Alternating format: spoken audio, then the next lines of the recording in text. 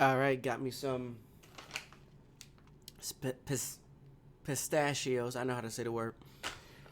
About to eat some of these while I watch. I'll make sure I have the mic on mute, but we gotta continue on with this. I'm waiting. We're just getting it. We just they're just teasing me. They're just teasing me about the conversation, and I'm ready. I gotta look at the camera more. I gotta get focused and be like, camera. All right, let's go. Let's do it. Yeah, so the Enneagram is organized around nine numbers, right? To keep it kind of straightforward. One, two, three, four, five, six, seven, eight, nine. And the number one is the perfectionist. It's kind of it's probably self-evident what that kind of personality type is. Number two, the helper. Number three, the achiever. Number four, the romantic is what it's often called, the kind of the poet, the deep feeler, the intuitive type. Number five, is the kind of research personality type, the observer, sometimes called the investigator. Number six, the loyalist. This is the social glue, often in organizations or churches. Number seven, the adventurer. This is the playful, fun, creative type. Number eight, the challenger. This tends to be the fairly aggressive, sometimes dominant, domineering personality type. And number nine, lastly, the peacemaker. This is the serene, calm, sometimes detached personality type. So those are the nine personality types. And let me Okay. just say one other thing, Justin, Yeah. about the Enneagram that has made me such a fan about it is I, I don't know anybody who has spent um, meaningful time with the Enneagram and come away thinking, well, that's stupid. Because it's like a hypothesis. If you take it up and try it out for a while, it gives you, it's amazing the way it gives you insight into yourself and other personalities in a way that just opens up things. I mean, I've known many people over the last number of years in talking about and working with the Enneagram who start getting into the Enneagram and they have the wow with the Enneagram, like, that's unbelievable. How did it know Sure. this about me? Or how did it know this about my Yeah. spouse or my, and I've had so many people, Justin, last thing I'll say is cry. Wow. They break down in tears because they're like, I'm not like alone in the way I work in the world. I thought it was just me that approached the world this way. And now I understand there's like a whole framework for making sense of how I am in the world. Okay. Well,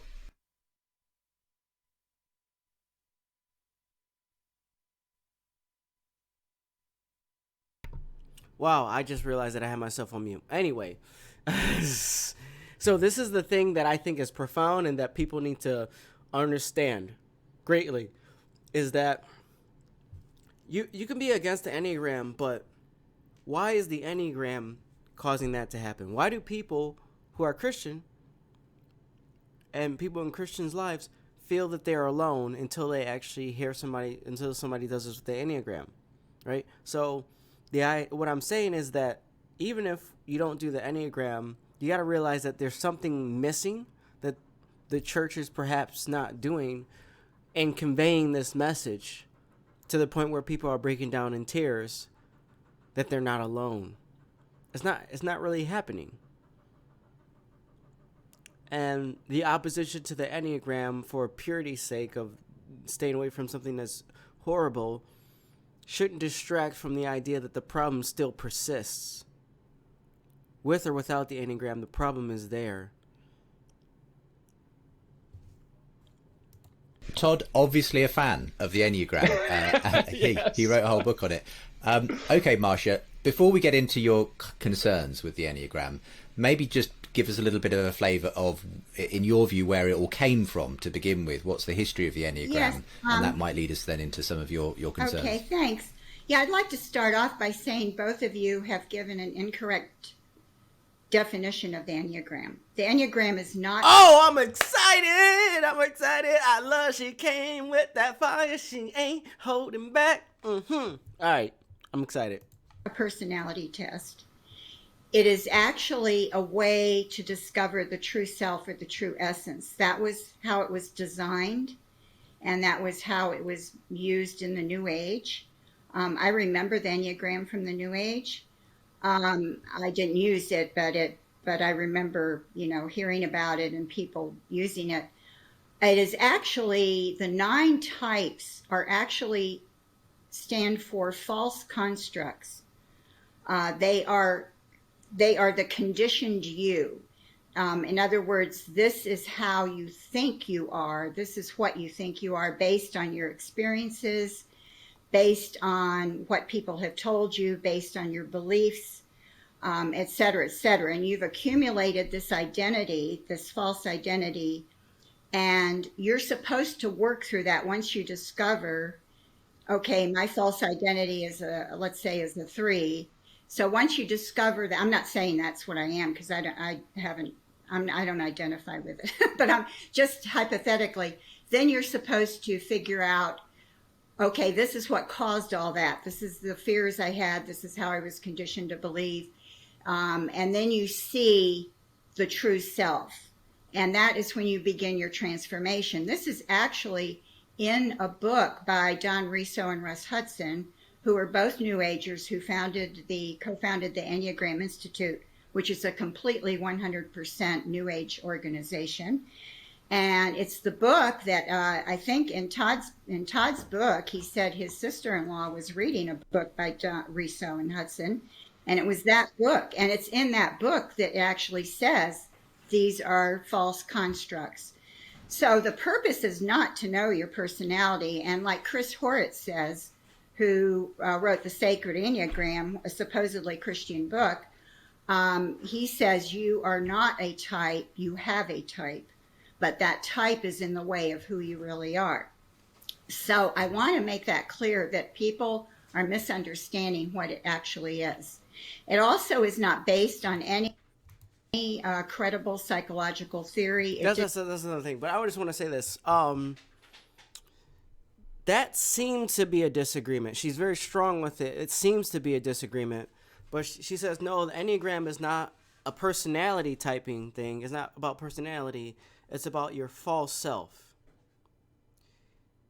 That apparently is a disagreement to her. But then the question that needs to be answered, and like this is where we need to dig underneath the surface, is the personality not a false self? She says not a personality, it's a false self. But can't the personality itself be a version of the false self? So it seems to be a semantic disagreement at this point. Unless she's trying to say personality is a true self, right? So like maybe that's what but at this point, all she's saying that it's not a personality, it's a false self. And I would say that a personality can be a functioning aspect of the false self. So you're not your personality. It's your personality is like your projection of yourself.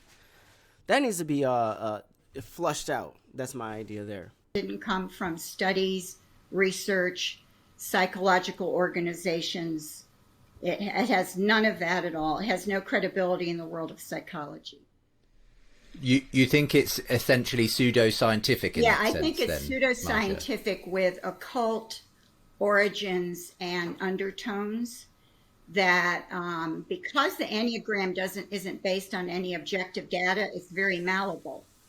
And actually, the other point I want to address before if you then want me to talk a little bit about the origins, is when people think that it really works, like Todd said, it was wonderful, and he saw people who would say, "Wow, how did it know that about me?" or get these strong reactions. You get the exact same reactions with astrology.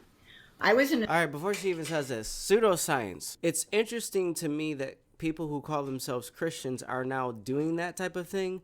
Acting as though all things, even spiritualities, have to be based on science, when in fact the Christianity is not based on science. And so I don't know why they do this.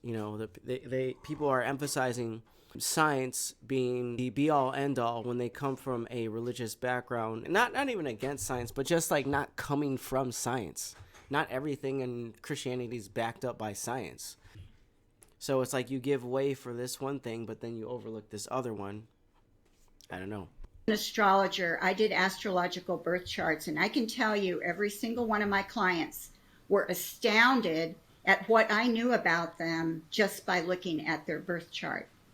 Now, I think that what's happening here, it's not because astrology They're astounded at what you knew about them, but they're not astounded to how shitty of a person they are. That is the one thing that I think people, like she said herself, that she's never done it. She's never like embraced or even discovered that or what type she is, and had that experience.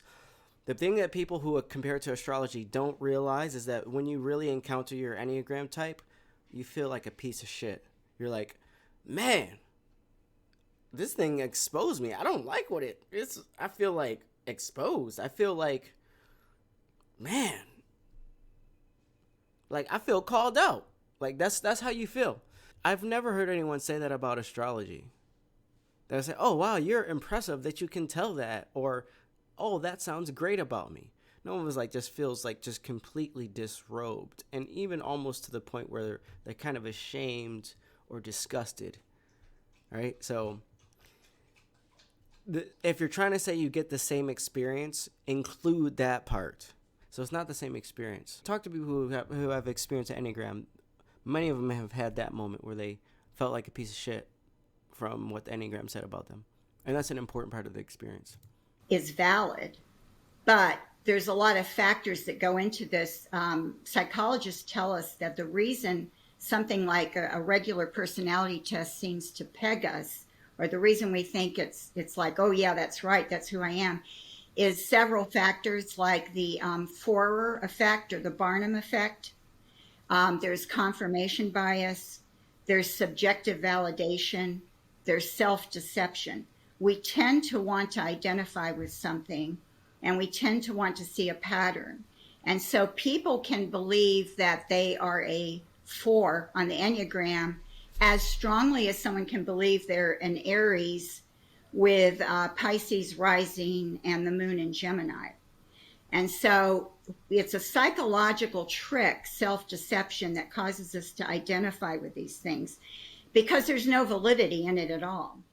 Okay, well, I'm going to come back to you in a Okay. moment, Marcia, because I know you've written this book, particularly in the way you think that some characters, including the one you mentioned in the title, Richard Rohr, are particularly, bringing this into the church, into the mainstream, and so on. But first of all, just some responses, Todd, to all of this. I mean, Marcia says it's not a personality, categorization tool. It's actually got this idea of spiritual self-discovery and finding your true essence and everything. Yeah. And it's plainly kind of in that mold of the New Age kind of, ideas. And this, is immediately going to send warning signals up for many Christians who say no. Yes, me included. Yeah. So yeah. Well, I don't want to do anything super New Agey. I mean, okay. Why do you disagree then here? What? Well, I think this may get to the very essence of the issue, which is derivation and direction of something. I have no objection, and Marcia knows the literature and the history way better than I do, and I have no stake in the question of where the Enneagram came from, how many New Age people used it, how New Agey it was, et cetera, et cetera, et cetera. Right? All of that I'm happy to grant. But I don't think that undermines it as a tool that can be used by Christians as long as it's Christianly utilized and appropriated. So I don't believe in the genetic fallacy, what is sometimes called the genetic fallacy, which is a way of saying where something comes from dictates and determines what it is. That is, I think, the premise of Marcia's position, which is it comes from dubious, well, let me just finish. It comes from dubious, or it's got dubious origins. It's got all these New Age associations. It's not really about personality typing. It's about essences, et cetera, et cetera. And I'm happy to say, yeah, that's probably right. I mean, that may well be right. But that doesn't mean it can't be transposed and appropriated in a Christianly responsible way. Where something comes from doesn't dictate where it goes or even what it is, actually. In my view, it would be like saying yoga. Can a Christian go to a yoga class? Well, I'm sure Marcia or someone else could say yoga has all these New Age Eastern influences. It's got all this bad stuff. Oh my gosh. And they talk about all this crazy stuff when you go to yoga about, merging with the earth, et cetera, all of which may be true. But that doesn't mean a Christian can't go to yoga and walk away 60 minutes later and say, wow, that was a good exercise. And I still love Jesus. And all that weird stuff about New Age they were smuggling into the class. Yeah, I'm not into it. but I did a bunch of stretches and downward dogs, and I feel great.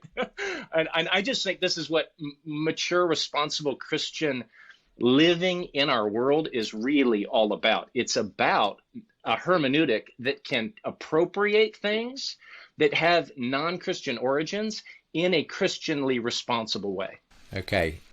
All right. Yeah. Called her out on the genetic fallacy. I'm happy about that because that is what many people who are opposed to the Enneagram do a lot.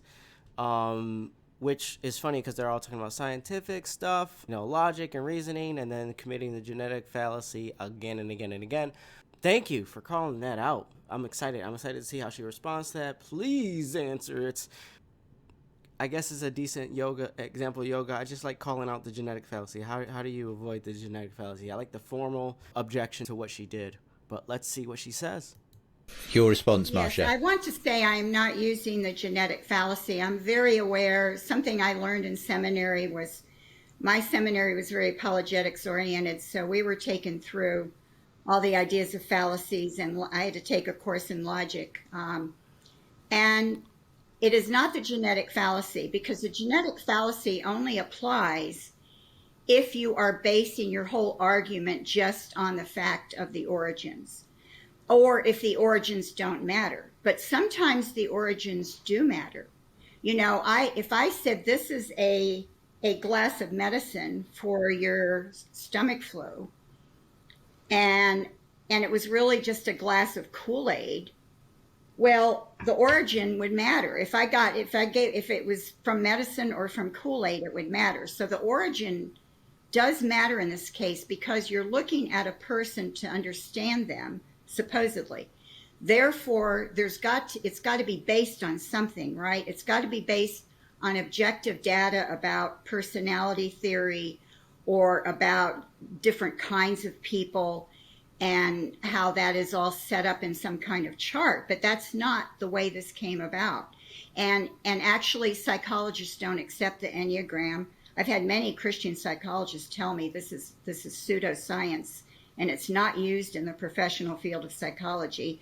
We have Dr. Jay Medenwalt is a Christian psychologist who has looked at the Enneagram and looked at some of the claims, the testing for it, which was all done by New Agers and never published in peer-reviewed journals. It basically fails this psychometric test, which is how you test personality tests. So it fails that test. So there's two issues here. One is the genetic fallacy apply? And the other is, does a genetic fallacy matter if what you're dealing with is invalid to begin with? If it's invalid to begin with, then there is no reason for a Christian to use it. It's kind of like saying, is astrology valid? If astrology is not valid, I mean, Todd, you said you could take something with non-Christian origins and use it. Do you really think that you could use astrology for personality understanding? Because I just told you how accurate people thought it was. Wow, this is so convoluted. I think I might have to ask Sarah to come help me with this because, I mean, first off, it seems like she's making two arguments. First of all, it doesn't matter that I'm committing the genetic fallacy because the thing is coming from such a bad place. And then it's not the genetic fallacy because I really I was trying to extract what she meant by that. I don't know. Let's go ahead and grab Sarah in here real quick.